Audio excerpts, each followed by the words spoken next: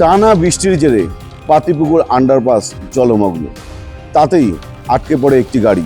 সাথে সাথে স্থানীয় বাসিন্দারা সেই গাড়ি থেকে যারা যাত্রী ছিল এবং গাড়ির যে চালক তাকে উদ্ধার করার কাজে নেমে পড়ে এবং উদ্ধার করা হয় যাত্রী এবং গাড়ির চালককে। পাশাপাশি এই পাতিপুকুর আন্ডারপাসের একটি অংশ কিন্তু তারপরেই কিন্তু বন্ধ করে দেওয়া হয়। গতকাল রাত থেকে যান চলাচল ব্যাপকভাবে ট্রাফিক জ্যাম হতে শুরু করে, কিন্তু জল নিকাশনের ব্যবস্থা একেবারেই চোখে পড়েনি। এর আগেও বহুবার আমরা দেখেছি যে এই পাতিপুকুর আন্ডারপাসে একটু বৃষ্টি হলেই অনেকটা জল জমে এবং সেই জল জমার কারণে বহুবার এর তলায় গাড়ি আটকে যায় এবং যান চলাচলের ক্ষেত্রে ব্যাপকভাবে বিঘ্নিত হয়। ট্রাফিক পুলিশ প্রথমে এর তলা থেকে যখন যান চলাচল করছিল তখন কোনোভাবে আটকানোর চেষ্টা করেনি। পরে দেখা যায় যখন গাড়ি আটকে যায় তখন একটি রাস্তা, অর্থাৎ নাগেরবাজার থেকে যে রাস্তা আরজিকরের দিকে যাচ্ছে বা শ্যামবাজারের দিকে যাচ্ছে, সেই রাস্তা সম্পূর্ণভাবে বন্ধ করে দেওয়া হয়। আর যে রাস্তা নাগেরবাজারের দিকে আসছে অর্থাৎ শ্যামবাজার থেকে, সেই রাস্তা দিয়ে কিন্তু দুই দিকের গাড়ি চলাচল শুরু হয় এবং ব্যাপক যানজটের সৃষ্টি হয়।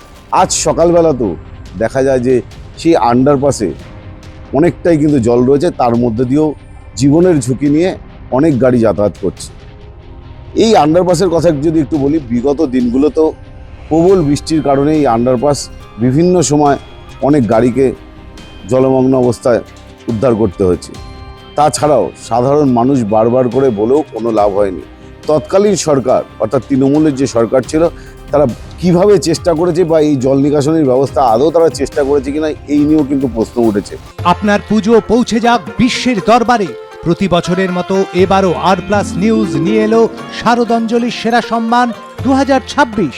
অংশ নিতে সকাল 10টা থেকে সন্ধে 6টার মধ্যে সরাসরি যোগাযোগ করুন আমাদের অফিসে অথবা কল করুন 9836323248 এই নম্বরে।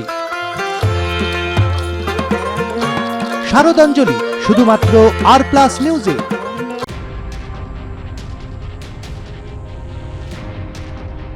বিভিন্ন সময় পাতিপুকুরের পিডব্লিউডির ইঞ্জিনিয়ার থেকে শুরু করে দক্ষিণ দমদম পৌরসভার যারা ইঞ্জিনিয়াররা রয়েছেন তারা গিয়েছিলেন ঘটনাস্থলে যে আন্ডারপাস থেকে কিভাবে জল নিকাশনী করা যায়, কিন্তু তা কোনোভাবেই সম্ভব হয়নি। প্রত্যেক বছরই একটু বৃষ্টি হলেই পাতিপুকুর আন্ডারপাসে কিন্তু জলমগ্ন হয় এবং বিগত দিনগুলিতে যেমন জলমগ্ন হয়ে বহু গাড়ি এই জলে ভেসে যায় এবং তারপরেও কিন্তু নতুনভাবে কিন্তু গতকাল যেভাবে বৃষ্টি হয়েছিল এবং তাতে কিন্তু প্রায় গলা সমান জল এবং সেই জলের মধ্যে দেখা যায় যে একটি গাড়ি প্রথমে আটকে যায় এবং তারপরে কিন্তু একাধিক গাড়ি সেই জলের মধ্যে আটকে যায় এবং যে সমস্ত বাসগুলো ওই জলের মধ্যে দিয়ে যাচ্ছিল সেই বাসের ভিতরে পর্যন্ত জল ঢুকে গিয়েছিল। এই ছবিও যেমন ধরা পড়ে এবং প্রতিনিয়তই একটু বৃষ্টি হলেই কিন্তু পাতিপুকুর আন্ডারপাস সাধারণ মানুষের একটা সমস্যার কারণ হয়ে দাঁড়ায় এবং যে বর্তমান যে সরকার, সেই সরকারও কিন্তু অনেকভাবে চেষ্টা করেছিল যে পাতিপুকুর এই আন্ডারপাসের জল কিভাবে নিকাশনী করা যায় এবং আগামী দিনে তারা এই পাতিপুকুর আন্ডারপাসের জল নিকাশনী করবে, এমনটা কিন্তু আশ্বাস দিয়েছে।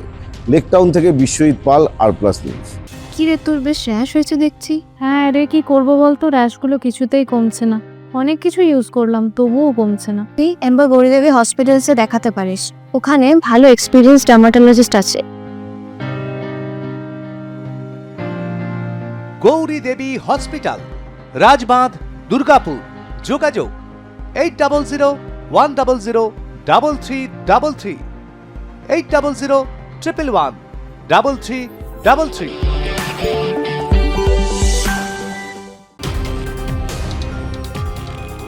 দল যখন বলছে দুর্নীতি থেকে শত হস্ত দূরে থাকতে হবে, তখন প্রাক্তন মন্ত্রী পুলক রায় ঘনিষ্ঠ দুর্নীতির অভিযোগে অভিযুক্ত ঠিকাদারের সঙ্গে মধ্যাহ্ন ভোজ সারছেন খোদ মন্ত্রী। ওই জালিটাকে জানেন, আমি আপনাকে অথেন্টিক এখন ফাইল দেখাবো। কটা আপনার ফেয়ার হাউসিং ফর অনার বাড়িকে না করে টাকা নিয়েছে। কি করছো? ওকে কেন আপনি নিয়ে ঘুরছেন? কি করছো? তুমি কি করছো? কথা বলতে গিয়েছিলাম। কথা বলতে আমি তো কথা বলতে গিয়েছিলাম আপনার সঙ্গে। বলুন। ফোন হাত দেবে না, ফোন হাত দেবে না, ফোন হাত দেবে না, ফোন হাত দেবে না, ফোনে হাত দেবে না, ফোনে হাত দেবে না, ফোনে হাত দেবে না দাদা, না ফোনে হাত দেবে না। কিছু বুঝতে পারলেন? পারলেন না তো? এবার আপনাদেরকে জানাচ্ছি পুরো ঘটনাটা। সোমবার হাওড়ার উলুবেড়িয়া পুরসভার কাজ সরেজমিনে খতিয়ে দেখতে যান রাজ্যের পুর ও নগর উন্নয়ন দফতরের প্রতিমন্ত্রী উমেশ রায়। পালা বদলের পর রাজ্যের অন্যান্য পুরসভার মতো উলুবেড়িয়া পুরসভাতেও বহু কাউন্সিলর পদত্যাগ করেছেন। ফলে নাগরিক পরিষেবা তলানিতে এসে ঠেকেছে বলে অভিযোগ। উলুবেড়িয়া পুরসভার পদস্থ আধিকারিক, পুরো চেয়ারম্যান পরিষদ এবং পুরো জনপ্রতিনিধিদের সঙ্গে মন্ত্রী বৈঠক করেন। অভিযোগ, চেয়ারম্যানের কাছে মন্ত্রীকে নিয়ে যান প্রাক্তন মন্ত্রী পুলক রায়ের ঘনিষ্ঠ ঠিকাদার নাসির উদ্দিন মল্লিক ওরফে বাবুসোনা। এই ঘটনা ঘটতেই পরিস্থিতি ক্রমশ উত্তপ্ত হয়ে যায়। এই নিয়ে প্রশ্ন করতেই মেজাজ হারান মন্ত্রী উমেশ রায়। দলীয় নেতা এবং সাংবাদিকদের ঠেলে দূরে সরিয়ে দেওয়ার চেষ্টা করেন তার নিরাপত্তারক্ষীরা। বৈঠক শেষে মন্ত্রী বেরোতেই উপস্থিত বিজেপি কর্মীরা নাসিরউদ্দিন নামে ওই ঠিকাদারের উপস্থিতি নিয়ে নিজেদের ক্ষোভ উগরে দেন। তো আপনার বিএসও যেভাবে আমাকে ছিলে দিলেন সেটার জন্য আমি যখন বাড়ি রেখে দিয়েছি, আমি ভেতরেই বলতে গেছিলাম দাদা, আমাকে কলার ধরে ভেতর থেকে ভেতরেই বলতে গেছিলাম। সাংবাদিকদের প্রশ্নের উত্তরে মেজাজ হারিয়ে মন্ত্রী বলেন সকলকে তিনি চেনেন না, কোন ঠিকাদার ছিলেন তিনি জানেন না। তিনি আরো বলেন রাজ্যের পুরসভাগুলিতে নানা ধরনের দুর্নীতি ও ঠিকাদার রাজ চলছে, কাজ না করেও বিল পাস হয়ে গিয়েছে। নতুন সরকার সবকিছু খতিয়ে দেখছে। আপনাকে চিনি আমি, আপনি কে? আমি তো আপনাকে চিনি না। আজকে এসে এই লোককে চিনি আমি, আমার জেলার আর কলকাতার লোককে চিনি। কে ঠিকাদার, কে দালাল, কে চেয়ারম্যান, কে কাউন্সিলর। আজকে তো আমার 12টা কাউন্সিলর সঙ্গে পরিচয় হলো, ওয়ার্ড নম্বর 13, ওয়ার্ড নম্বর 26, আমি তাদের নামও জানলাম না। এটা দেখুন, আমার কাজ আমি বুঝি, খুব ভালো করে জানি। এই দুর্নীতি রোকার জন্যই নতুন সরকার হয়েছে আর আমি তার জন্য এসেছি। এখানে যারা দুর্নীতির সঙ্গে যুক্ত আছেন তাদের বিরুদ্ধে কঠোর পদক্ষেপ নেওয়া হবে। যেখানে যেখানে দুর্নীতি হয়েছে নাগরিক পরিষেবাতে সেখানে খতিয়ে দেখব, তদন্ত করব। আর যে ঠিকাদাররা এইভাবে ভুল ভাল টাকা পয়সা নিয়েছে তাদের বিরুদ্ধে কঠোর পদক্ষেপ নেওয়া হবে। পুরসভা থেকে বেরিয়ে যাওয়ার পর বীর শিবপুরে মুম্বাই রোডের পাশে একটি রেস্তোরাঁয় খেতে যান মন্ত্রী। তার সঙ্গে অভিযুক্ত ঠিকাদার নাসিরউদ্দিনও ছিলেন। হাওড়া গ্রামীণ জেলা বিজেপি নেতা তথা বিজেপি মিডিয়া সেলের দায়িত্বপ্রাপ্ত নেতা সোমনাথ সাধু খাঁ ও বিজেপির প্রাক্তন পুর প্রতিনিধিরা মন্ত্রীর সঙ্গে দেখা করতে গেলে তার নিরাপত্তারক্ষীরা তাদের বাধা দেন। ওই দুই নেতা চেঁচামেচি করলে মন্ত্রী বেরিয়ে এসে ফের মেজাজ হারান। সোমনাথ সাধুকা বলেন দুর্নীতি মার ধরে অভিযুক্ত তৃণমূল ঘনিষ্ঠ এই ঠিকাদারকে নিয়ে মন্ত্রী কেন ঘুরছেন সেটাই জানতে মন্ত্রীর কাছে গিয়েছিলাম। এতে দলের ভাবমূর্তি নষ্ট হচ্ছে। এরকম লোকের সঙ্গে মন্ত্রী ওঠা বসা করলে দলের নিচুতলার কর্মীদের কাছে ভুল বার্তা যাবে। তিনি আরো বলেন তার কাছে অনেক প্রমাণ আছে যে কিভাবে সবার জন্য বাড়ি প্রকল্পে দুর্নীতি করেছেন ওই ঠিকাদার নাসিরউদ্দিন। তিনি যখন চিৎকার করে ধাবার মধ্যে প্রতিবাদ করছিলেন সেই সময় মন্ত্রীর নিরাপত্তা কর্মীরা তাকে গলা ধাক্কা দিয়ে বের করে দেয় বলে অভিযোগ। মন্ত্রী উনি আসতেই পারেন, প্রশাসনের কাজে আমাদের কোনো বিষয় কিছু ছিল না। কিন্তু দুর্ভাগ্যবশত আমরা একটা ভিডিও পেলাম, বা যেটা পৌরসভার ভেতরে হলো, বাবুসোনা বলে একটি দালাল বা কন্ট্রাক্টর হাউসিং ফর হলের বাড়ি না করে যে টাকা আত্মসাৎ করেছে তার এতে সমস্ত প্রমাণ আমাদের কাছে আছে। সে পৌরসভার ভেতরে প্রশাসনিক বৈঠকে এবং সে কার্যকর্তাদের সঙ্গে পরিচয় করিয়ে দিচ্ছে একজন তৃণমূলের দালাল। এই বিষয়টা আমরা দেখার পরে আমি মন্ত্রীর সঙ্গে ব্যক্তিগতভাবে ভেতরে, উনি খেতে বসেছিলেন, ঢুকে কথা বলতে চাই যে আপনার সঙ্গে যিনি আছেন আজাদিন ধাবাতে, আমরা যখন কথা বলতে গেছি আজাদিন ধাবাতে, তখন ওই মুহূর্তে কথা শান্তভাবে, কোনো উত্তেজিত বিষয় ছিল না। আমি ওনাকে জাস্ট বলতে গেছি, ওনার বিএসও আমাকে যেভাবে মারতে মারতে বাইরে বের করে দিয়েছে কোনো কথা না শুনে। মন্ত্রীর বিএসও, একজন মন্ত্রীর বিএসও আমাকে দুজন মিলে ঠেলতে বাইরে ছুঁড়ে বাইরে বের করে দিল, কোনো কথাই শুনলো না।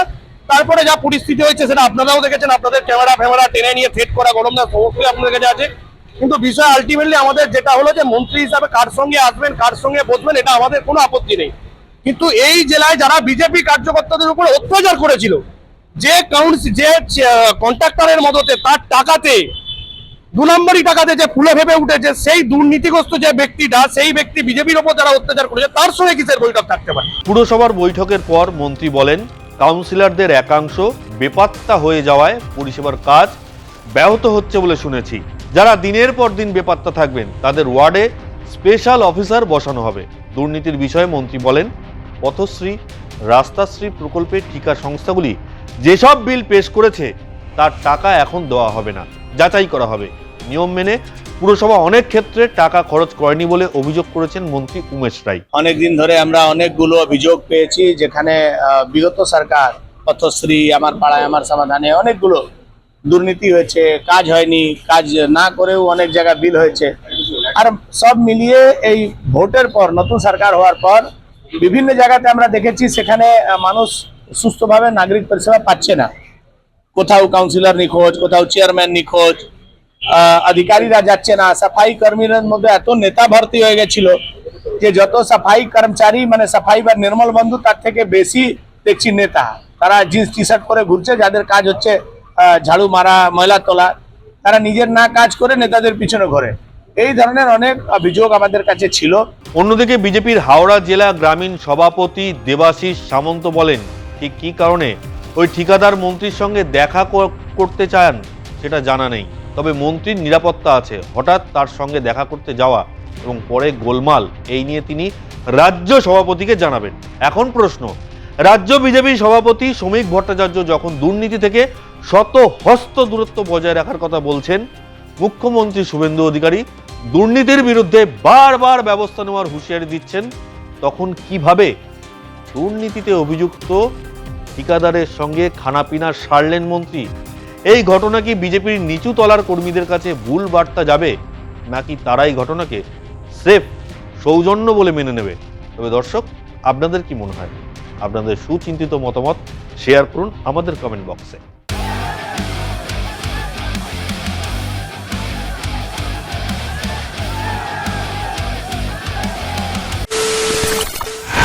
খবরের নামে প্রতিদিন সন্ধে আপনার ড্রয়িং রুমে কি শুধুই চিৎকার চেঁচামেচি খেয়ে আসে? বিতর্কের নামে চলে গালাগালি আর কাদা ছোড়াছুড়ি। এবার সময় পরিবর্তনের, কারণ আমরা কান ফাটানো চিৎকারে বিশ্বাস করি না। আমরা বিশ্বাস করি খবরের সত্যতায়। আমরা কোনো পক্ষের হয়ে গলা ফাটাই না, আমরা সাধারণ মানুষের হয়ে প্রশ্ন তুলি। চিৎকার নয়, শুধু খবর হবে যেখানে বিতর্ক আছে কিন্তু কুৎসিত ঝগড়া নেই। সঠিক তথ্য, বিশ্বস্ত খবর। নজর রাখুন আর প্লাস নিউজে।